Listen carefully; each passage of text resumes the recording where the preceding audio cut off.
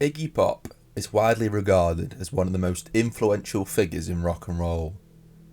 As the frontman of the Stooges, he helped lay the foundations for punk rock, blending raw energy, rebellion, and an ever-chaotic stage presence.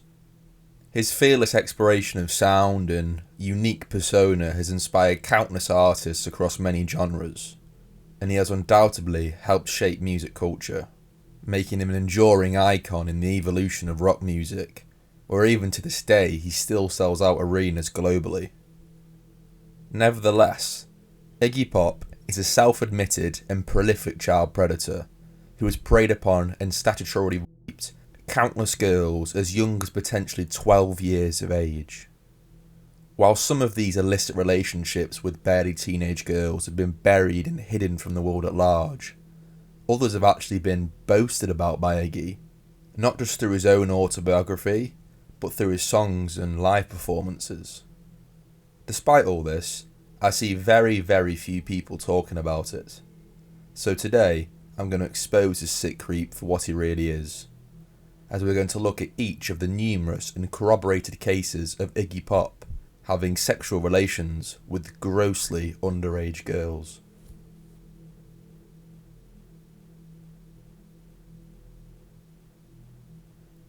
Iggy Pop's relationship with notorious baby groupie Sable Starr in the early 1970s is probably the most well-known case of Iggy's relationship with an underage girl, whilst at which time Iggy would have been in his mid-20s.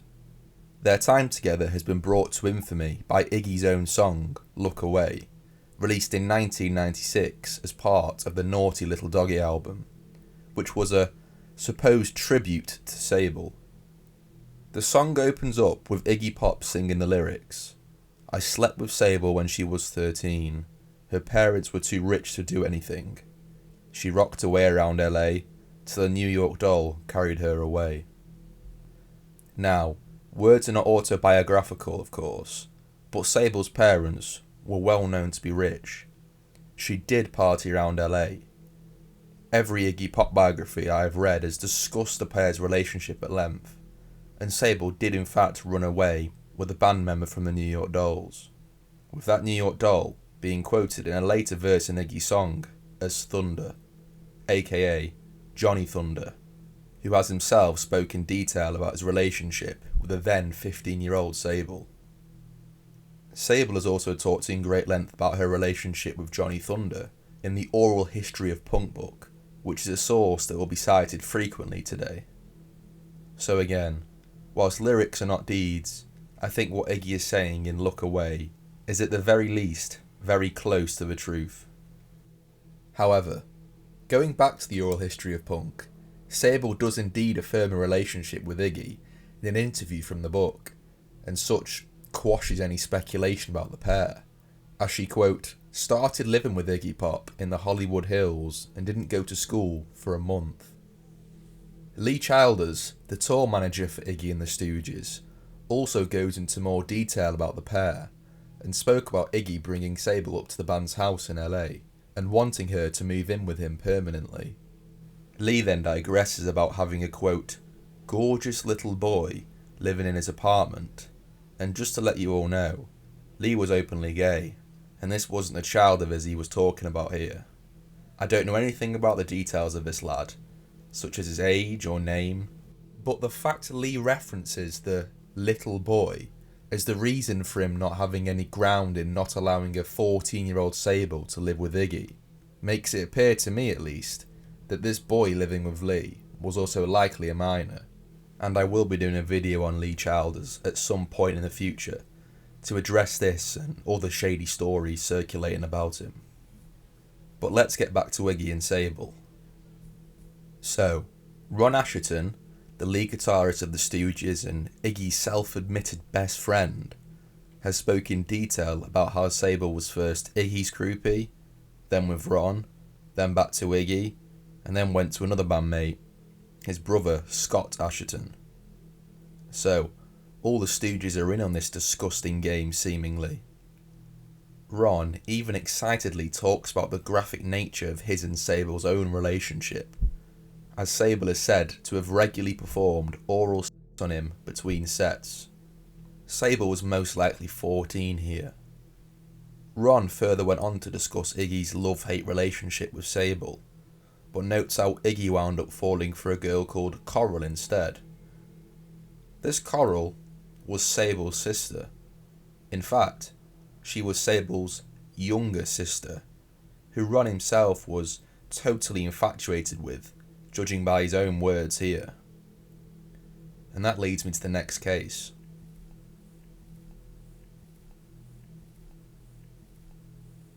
So, again, Coral was the younger sister of Sable, being born on October 29th, 1959, making her a little over 2 years younger than Sable. Just keep that in mind for now. Whilst Coral has never publicly spoke about her relationship with Iggy, or about any of her involvement in the LA groupie scene full stop, Iggy himself and multiple figures in and around the band have spoken quite extensively about the pair. We'll start with Iggy then, who commented in the Oral History of Punk that Coral had had enough of him, as his life at that point was falling apart, with this period of strife and struggle for Iggy occurring sometime between the recording of Raw Power, which started in September 1972, up until anywhere as late as early 1973, although Iggy and Coral would still see each other on and off until the summer of 1974, according to Paul Trinker's biography, Open Up and Bleed. So, with these dates at our disposal, this means that Iggy started a relationship with Coral, potentially when she was as young as 12 or barely 13 years old.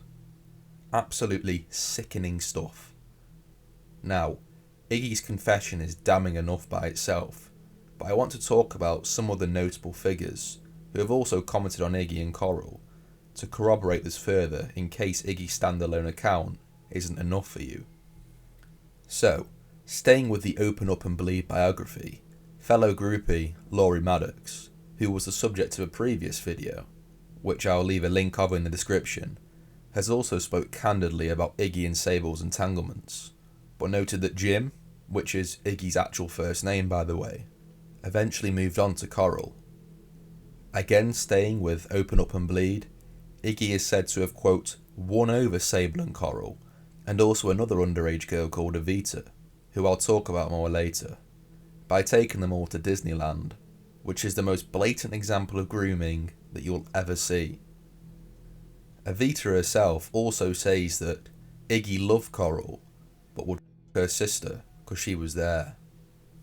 Moving on to the Gimme Danger Iggy Pop biography, written by Joe Ambrose, the influential LA-based DJ and then close friend of Iggy Pop, Rodney Bingenheimer, shared a story about Coral and Iggy's liaisons, detailing how Coral and Iggy were having sex in the back of his car whilst he was driving through a car wash, sometime in autumn 1973. Coral would still have likely only been 13 at this point. Furthermore, Stooges guitarist James Williamson gave an interview in 2015 with PleaseKillMe.com, where he notes how a couple of the young girls became girlfriends of the band, with, quote, Coral being one of Iggy's. There are many more allusions to Iggy's and Coral's relationships across these biographies and other sources, as well as there being multiple pictures of Iggy and Coral in quite suggestive positions together. She is sitting on Iggy's lap here in this photo from early 1973, for example, and is literally captioned as Iggy's girlfriend. And in this picture from the same year, she is laying on Iggy between his legs. With all this considered, I think it's crystal clear what happened between these two. So, just to briefly recap, a 26-year-old Iggy Pop first slept with Coral Shields when she was potentially as young as 12 years of age, not even a teenager, and the relationship continued on and off until she was 13.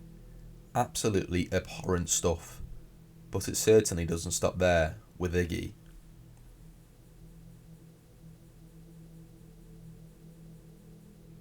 Just like in the song Look Away that we looked at before that spoke about a 13-year-old Sable, Iggy has also boasted about a relationship with a 14-year-old girl called Betsy in his song Dog Food. released in 1980. The lyrics are pretty frank, with the opening verse reading, "I'm hanging around the same old scene. My girlfriend Betsy, she's just 14. There's nothing better for me to do." Again, I will stress that lyrics are not confessions, even as deplorable as they are, but Iggy has in fact doubled down on this relationship with Betsy in his autobiography, I Need More. I'm going to read the quote in full, because as well as being an incredibly disturbing revelation, Iggy also totally unashamedly gloats about intentionally seeking out a spot near a local school to target and groom schoolgirls. So, following the annulment of his short marriage in 1969, Iggy is quoted as saying, "I was free again. I could go out on the streets like I used to roam the streets, looking. I'd come in before kids were out of school, and I'd just sit in the back of the balcony and observe their social patterns, which became material for my songs. And so I went there and saw Betsy. I never saw anything like that. She was very cute. She was the exact opposite physically of my wife. Blonde, white as snow. She was 13, and she looked at me penetratingly. So I can suppose you can figure out what happened next." Iggy was in his early 20s here. Bandmate Ron Asherton also commented on Iggy's relationship with Betsy in the Oral History of Punk, where he says that Betsy was 14 years old, just a cute little funny-faced kid. Iggy would still f*** other girls on the side, but he'd always go back to Betsy. I'd be going, "God damn it, Iggy, she's been here for 2 days and she's only 14 years old." Insane stuff. But still, it gets worse.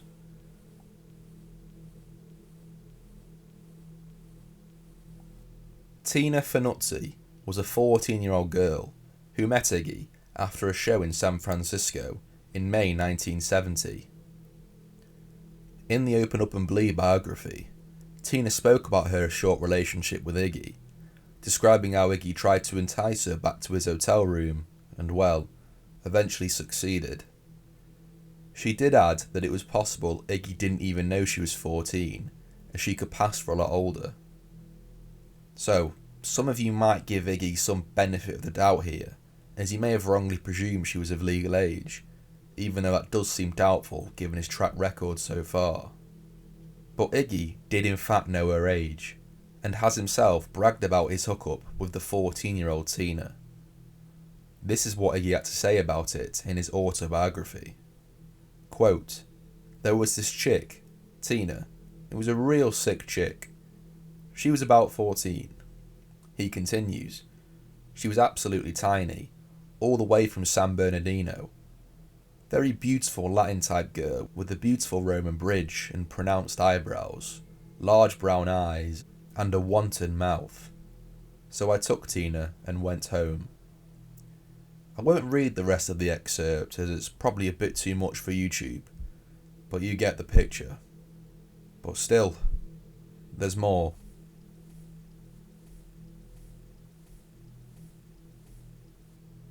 Unlike the rest of the cases we've looked at so far, this is one I cannot authenticate as true.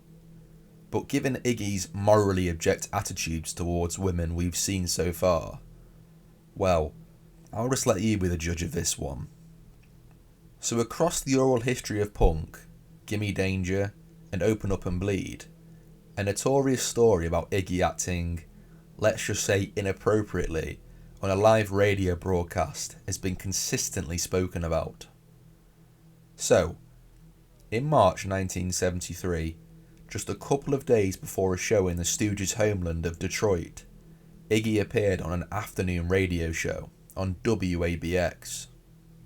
Shortly into the broadcast though, Iggy started stripping until he fully exposed himself while they were still live on the air.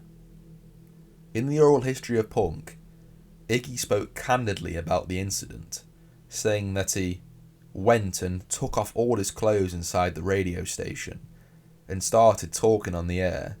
"Yeah, I'm naked here." Lee Childers further substantiates this, saying, Iggy took off all his clothes and was off on the radio. He was saying, "I've got all my clothes off now, I'm playing with my balls." Lee then adds a further harrowing detail. He says that Iggy locked himself in the radio station's elevator with Cherry Vanilla, who at that time was just a young photographer in her 20s, and that Iggy, quote, tried to her. Horrific. Now, it must be stated that Lee Childers is the only person to ever assert that Iggy did indeed try to sexually assault Cherry. And also, in Cherry's own memoir, Lick Me, she never mentions or alludes to this attack by Iggy. But what I will again repeat is that Iggy Pop clearly has a track record of being a hedonistic predator. So again, I'll let you decide on the truth of this one.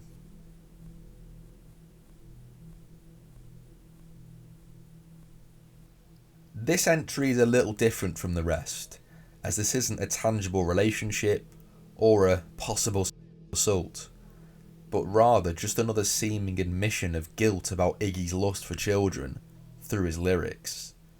Again, I will stress that words are not deeds, but at this point, it's clear and obvious that Iggy has an incessant craving for underage girls. The lyrics in question are from the song Poppy Walk, and is from the same album as Look Away from before. Poppy Walk is a pretty creepy song, as Iggy sings about, well, women's reproductive organs. And there is no clever wordplay or metaphors here.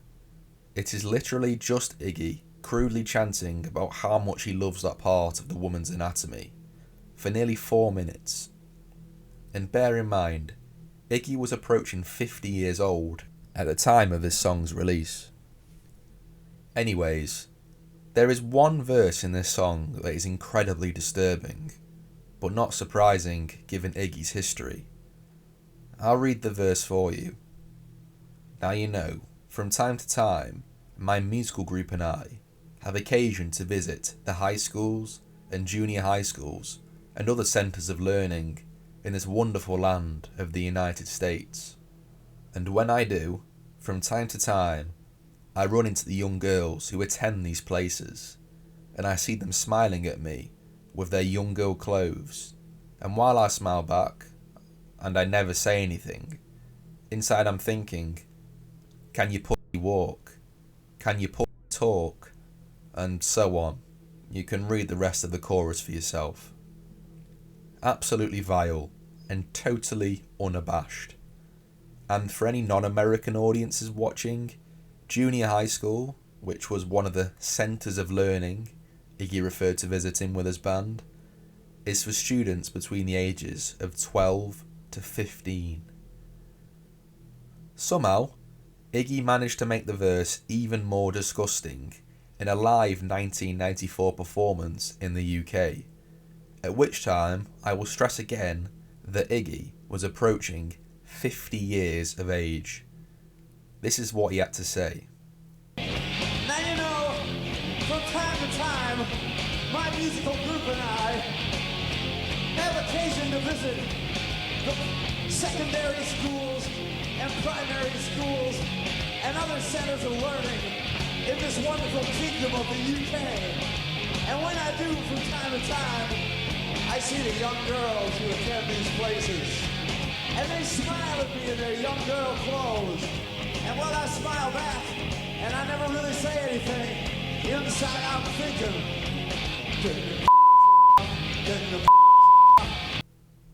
Primary school in the UK, for anyone unaware, is for children between the ages of 4 and 11 years old.